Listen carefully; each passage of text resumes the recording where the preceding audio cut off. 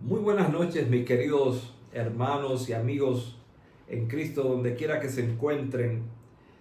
Hoy es un día muy especial en que estamos retomando esta miniserie de quién es nuestro maestro, de quién estamos aprendiendo. Y esta es nuestra tercera entrega. Los que eh, no han estado siguiendo nos pueden buscar en este mismo canal de YouTube las entregas anteriores. Y estábamos pensando que al asumir esta nueva entrega, lo estamos haciendo en un momento en que hemos concluido una semana muy intensa en términos geopolíticos, globales, y también en el ambiente local. Ha sido, digo local porque estamos transmitiendo desde República Dominicana, donde tuvimos un fin de semana increíblemente violento, donde más de 10 personas perdieron su vida en la violencia intrafamiliar. Y esto nos hace pensar que es un reto, un llamado a los discípulos de Cristo a reafirmar, redefinir, enfatizar en nuestra vocación de discípulos de Cristo en un mundo que clama a gritos por la esperanza de vida en Cristo Jesús. Y retomando el tema, en nuestra segunda entrega concluimos diciendo que la vida en el reino de Dios, el ser discípulos de Cristo, no consiste en un no hacer lo malo simplemente. Y afirmábamos que el aprendiz de Jesús se ocupa primariamente del bien que éste pueda hacer en su vida. Y también que se ocupa de las fuerzas positivas y las virtudes que se desarrollan en él mediante o a medida que crece en el reino. El reino que fue preparado para ustedes, dice la palabra, nosotros, antes de la fundación del mundo. Y eso lo vemos en Mateo 25:34. Para el aprendiz de Jesús, nosotros afirmamos, nuestro taller, nuestro centro de aprendizaje, de formación está o se encuentra aquí en nosotros mismos, en la familia, en nuestros lugares de trabajo, en la totalidad de la comunidad y especialmente la comunidad de fe, los creyentes, que es la iglesia. Ese es el centro de aprendizaje, la escuela donde toman lugar las enseñanzas de Jesús a modo cotidiano. Hoy, en nuestra segunda entrega, vamos a tratar de ser tan específicos como podamos en la aplicación de eso que acabamos de decir. Solo como un ejemplo, tomemos nuestro lugar de trabajo o la labor que nosotros desarrollamos para ganarnos la vida con el sudor de nuestra frente. Es allí donde mejor y más claramente podemos enfocarnos en nuestra vocación como aprendices de Jesús. Pasamos mucho más tiempo en el trabajo, en esos quehaceres, que hasta en la propia familia o en la iglesia. De manera que nuestro aprendizaje y la vocación que desarrollamos como discípulos tiene mucho que ver o tiene que influenciar, afectar mucho ese centro donde nos ganamos la vida. Como lo hemos afirmado ya, ser un discípulo de Jesús es crucialmente estar aprendiendo de Jesús cómo hacer nuestro trabajo tal y como Jesús mismo lo haría. Eso es mucho decir. El lenguaje del Nuevo Testamento para expresar esto, para hacer esto, dice que lo hacemos en el nombre de Jesús, como si Jesús mismo lo estuviera haciendo. Mis queridos, queridas, En esto queremos ser más claros aún, más específicos. Una vez que dejamos de pensar de la forma anterior, encontramos que no asumir nuestra labor, nuestra tarea cotidiana como discípulos, nuestro trabajo, como nuestro lugar donde toman lugar las enseñanzas de Jesús, sería como excluir automáticamente una mayor parte, si no todas nuestras horas de trabajos de la vida con y en Cristo. ¿Me están entendiendo? Porque como señalábamos, es allí donde pasamos la mayor parte del tiempo. Y sacarnos, alejarnos de nuestro aprendizaje y de nuestra misión y vocación discipular por todo ese tiempo es frustrar realmente nuestra misión o comisión. Es como pretender concluir una de las principales áreas de nuestras vidas e intereses a solas. Es como pretender vivir a solas, alejados de nuestro maestro, a nuestro modo y criterio. Haciendo esto bajo la dirección e instrucción de otras personas y no bajo el cuidado y la dirección de Jesús. Recuerden, siempre estamos aprendiendo. De alguna forma u otra, siempre estamos aprendiendo. Y cuando no estamos haciendo o cumpliendo, reafirmando nuestra vocación de discípulo de Cristo, estamos dando lugar a otras influencias o incidencias que toman lugar en nuestra vida. Es esto lo que llamamos secularizar la vida, separar lo técnicamente o propiamente sagrado de lo cotidiano. Y en el Nuevo Testamento, en la Biblia, eso no es correcto. No toma lugar de esa forma. Pretendemos entonces entender o creer que lo cotidiano y lo sagrado son esferas no compatibles.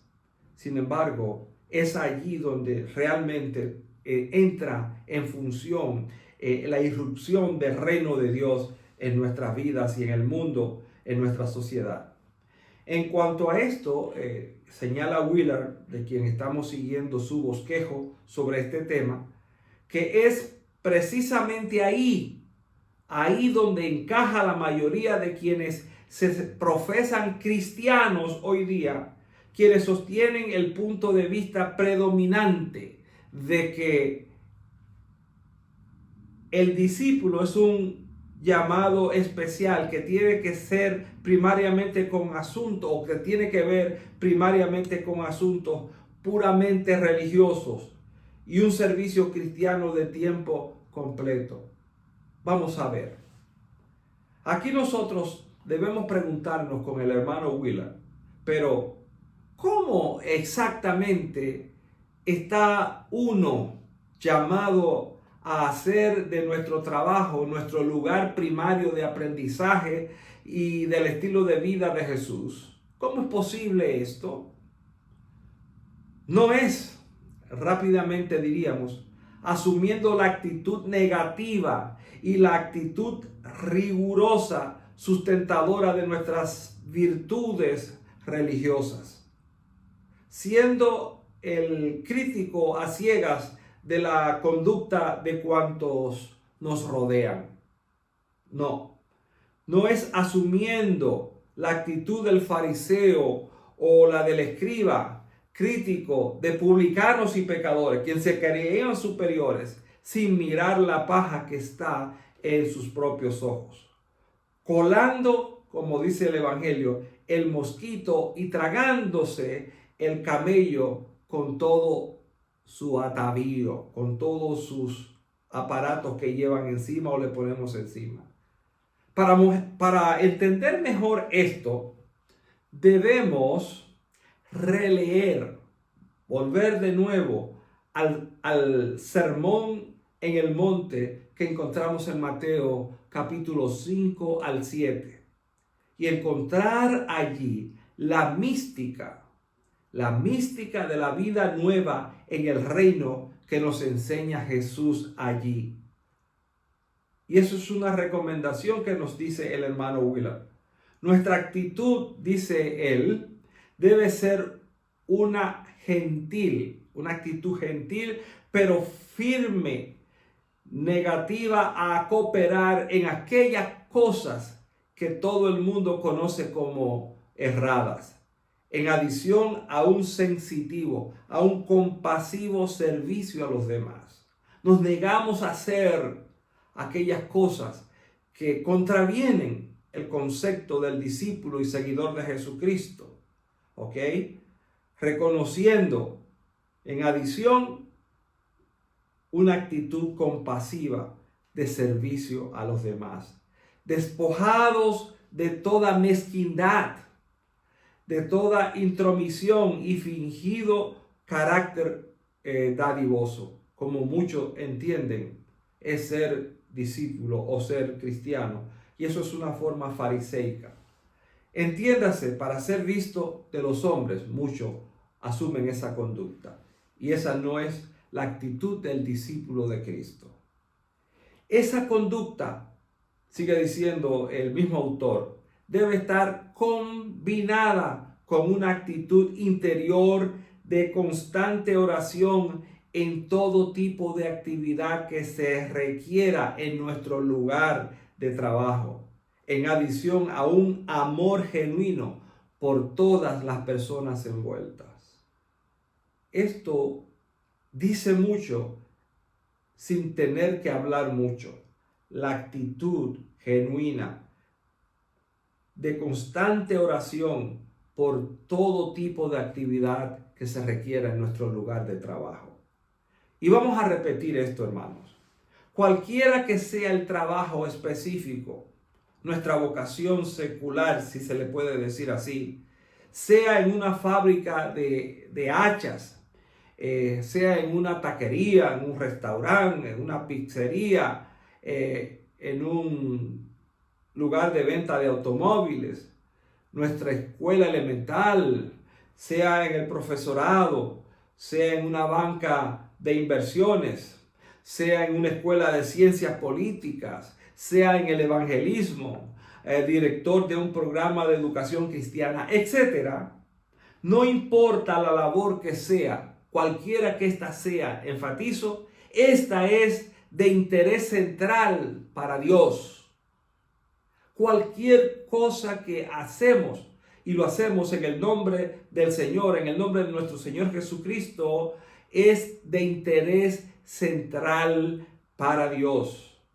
Dios quiere que lo hagamos bien. Bien, yo diría muy bien. Es un trabajo que debe ser hecho como si Jesús mismo lo estuviese haciendo. Y eso es una afirmación muy radical. Es hacerlo como si Jesús mismo lo estuviese haciendo. Y esto no puede ser sustituido por nada. Y coincidiendo con Willard, en tanto que estamos en el trabajo, toda actividad peculiarmente religiosa debe pasar a un segundo plano para de este modo poder hacer el trabajo de una forma agradable, inteligente y en el poder de Dios. Un poco casual esta afirmación en el sentido de que rara vez pensamos esto, que nuestro trabajo secular es una escuela de aprendizaje del discipulado cristiano y que allí Dios está envuelto en nuestros quehaceres para cambiar y para dar vida y luz. Bueno, el Sermón del Monte dice Jesús que nosotros somos sal y luz del mundo. Y allí, en ese pequeño mundo que es nuestro lugar de trabajo o la escuela donde estemos, etcétera, allí tenemos que ser luz y sal. Tenemos que dar sabor a ese medio, a esa empresa, a esa labor que desarrollamos. Es así el discipulado de Cristo. Esa es nuestra devoción a Dios. No es andando de rodillas en la iglesia, en el templo. Nuestra vocación, nuestra devoción a Dios es en lo cotidiano, en lo ordinario, si se le puede decir, que no creo que sea ordinario, porque allí debe tomar lugar la dirección divina en nuestras vidas. Y otra vez, quiero señalar que debemos asumir aquí que ese trabajo sirve a una buena causa humana. Lo que conocemos el argot del bajo mundo, los mafiosos, muchas veces encomiendan su vida al Señor cuando van a hacer una tarea delincuencial. Y allí no está Dios, ni va a estar Dios envuelto, ni el discípulo de Cristo podría envolverse en una tarea similar. Nuestra intención al trabajar como discípulos de Jesús debe ser la más alta y buena que nos sea posible en todos los aspectos, tratando de hacerlo siempre con una expectativa consciente de que estamos siendo dirigidos y fortalecidos constantemente por Dios. Allí estamos siendo dirigidos constantemente por Dios. Allí estamos buscando la dirección divina. ¿Ok?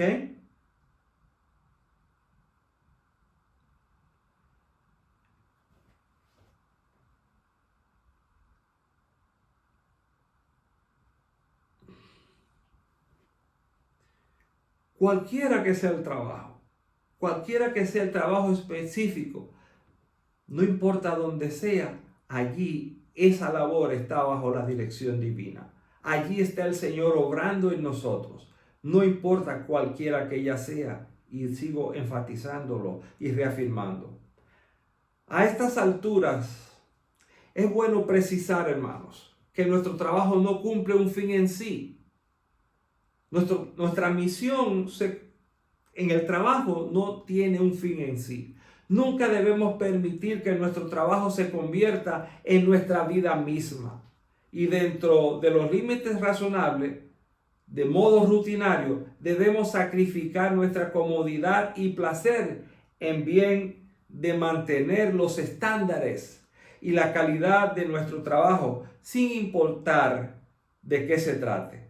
Hacemos el trabajo bien porque eso es lo que agradaría a Jesús mismo hacer y porque lo admiramos y le amamos. Esto encontrémoslo en Colosenses capítulo 3, versículo 23. Lo hacemos para agradar a Dios, no para agradar a los hombres.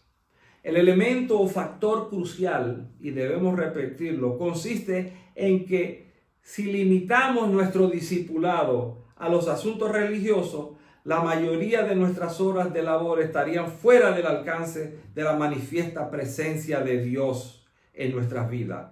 Serían horas que las pasamos por nuestra cuenta. Nuestro tiempo de trabajo, aún sea este religioso, se volvería en una especie de vacaciones distantes de la presencia del Señor.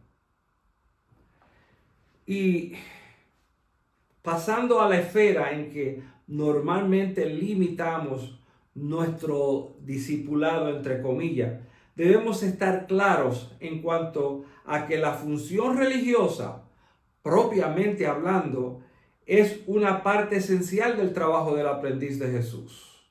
Nuestro discipulado toca todo el ser humano y la vida misma. No solo de pan vive el hombre. No solo de pan vive el hombre. El discípulo está llamado a vivir una vida profética en el buen sentido de la palabra, a ser un testigo de Cristo, un heraldo del reino. Y en esta función hay tres áreas en las que Jesús mismo tomó tiempo y cuidado de entrenar a sus propios discípulos. Vayamos, por ejemplo, a Mateo capítulo 4, 23, al capítulo 9, 35, al capítulo 10, 7 al 8. Estas tareas son proclamación, manifestación y enseñanza. Con relación a la vida profética, no estamos hablando o no debemos entender esto como la de un lector de bola de cristal, un fortune teller, un contador de fortunas a oídos curiosos y ansiosos de escuchar una buena palabra diaria. No es un agorero o un entretenedor de masas, asustándoles con un futuro espantoso de lo que tanto abundan hoy día, haciéndose llamar profetas y hasta apóstoles. Quisiéramos poder entrar en más detalles sobre esto, pero no tenemos el tiempo para hacerlo ahora. El discípulo está llamado a proclamar como profeta en su función profética, a anunciar la nueva iniciativa que Dios está tomando en la historia de la humanidad, en y a través de Jesús mismo. Es decir, proclamar que el gobierno, el reino de Dios, el reino de los cielos, está ahora disponible, accesible para todos y cada uno de los seres humanos. ¡Wow! ¡Qué labor más trascendente e importante es la de proclamar el reino de Dios! El cielo, como hemos visto, está aquí presente, se hizo presente en Jesucristo. Ahora está alrededor de nuestros cuerpos, flotando alrededor de nuestras cabezas. En el reino, en Él vivimos y nos movemos y a Él nos debemos. A Él nos debemos. Sin Él, nada somos. La eternidad no es algo por acontecer. Pongan atención a esto. La eternidad no es algo que está por acontecer. Algo que ha de comenzar luego, en un ratito o en un siglo. Esa eternidad ha comenzado, está aquí y ahora. El tiempo presente corre su curso dentro de la eternidad. Esto es una afirmación radical, hermano. El tiempo presente corre su curso dentro de la eternidad. Entre tanto, no es de nosotros preocuparnos cuándo ni cómo será el retorno de nuestro Señor. Nuestra preocupación principal, lo que sí debemos preocuparnos, es que los cristianos nos pasamos la vida pidiendo que Cristo venga pronto o anunciando que está a la vuelta de la esquina. Y sin embargo, no nos preocupa más vivir como discípulos de Jesús. Nos preocupa mucho el futuro. ¿Y el presente qué? ¿Y nuestra conducta y nuestra vida ejemplar de discípulo de Cristo? ¿Qué de ella? Bueno, eso es tema de otro sermón o de otra jornada de estudio. Con la llegada de Jesús, oigan esto, con la llegada de Jesús, la eternidad no solo se hizo presente, esta siempre ha estado, sino que se hizo directamente accesible para todo el mundo. Primero a los hijos de Israel y luego a todos los que creen y confían que Jesús es el ungido, el enviado de Dios, el Mesías para hacer a Dios presente en la historia y por tanto el Señor de ella, de la historia. Sus aprendices, por tanto, anuncian la disponibilidad, la presencia de ese reino celestial para todos, sin excluir a nadie. Como discípulos de Jesús, aprendemos de Él a proclamar su reino. El discípulo también está llamado a manifestar, evidenciar en su vida el reino de Dios. Esta fue la segunda fase del trabajo de Jesús como maestro para sus discípulos. Oigan esto, Jesús no solo manifestó la llegada del reino de Dios con palabras. de boca, no, sino con hechos, con milagros portentosos de todo tipo y proclamando el año agradable de Dios y dando libertad a los cautivos, a los oprimidos, vista a los ciegos, resucitando a los muertos, proclamando el perdón de los pecados y liberando a los poseídos de espíritus demoníacos. Con ello él estaba demostrando la irrupción del reino de Dios aquí y ahora. Con ello Jesús revelaba la presencia misma de Dios entre nosotros en actos primariamente de amor, pero que al fin eran asimismo señal o indicación del reino de Dios presente. Por lo tanto,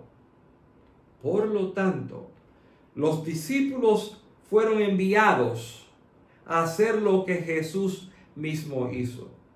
Y no solo lo que Jesús mismo hizo. Él en un momento le dice a sus discípulos, cosas mayores que estas ustedes harán. Cosas mayores que estas ustedes harán. Y dice, cuando vayan, proclamen, el reino de los cielos se ha acercado. En otras palabras, está entre ustedes.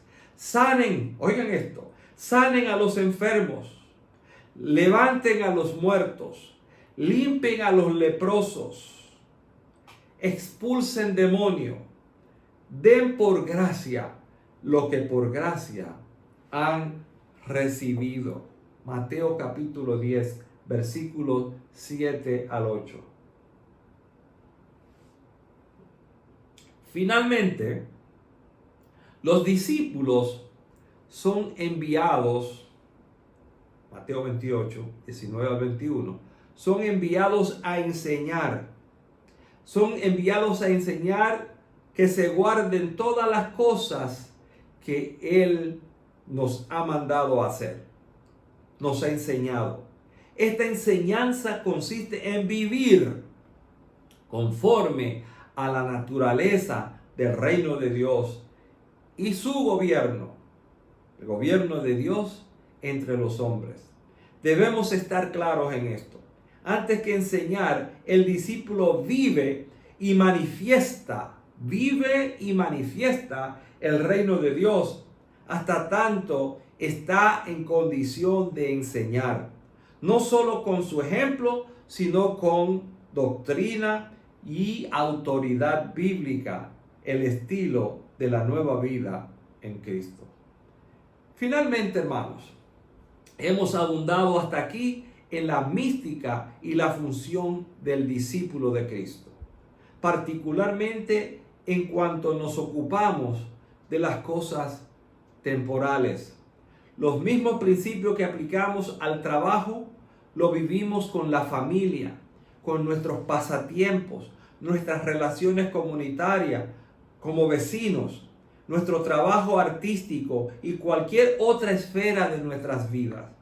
Y la pregunta aquí sería, ¿cómo podemos hacer todo esto parte de nuestra vida en el reino de Dios?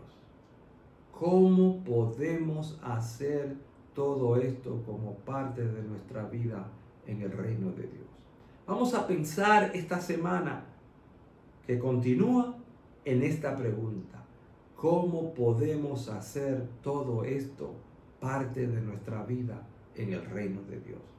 Como aprendices debemos esperar la dirección y la ayuda de Jesús mismo en la búsqueda de la respuesta a esta pregunta. Amén. Hermanos, quiero pedirles muy especialmente que oren por esta vocación discipular, para que el Señor nos ilumine y nos ayude a retomar la misión cristiana en serio. Quiero pedirle que compartan este video con sus amigos, con sus hermanos en la media, en las redes sociales. Compártanlo, suscríbanse al canal para que estos mensajes les lleguen directamente. La paz de Dios sea con todos ustedes.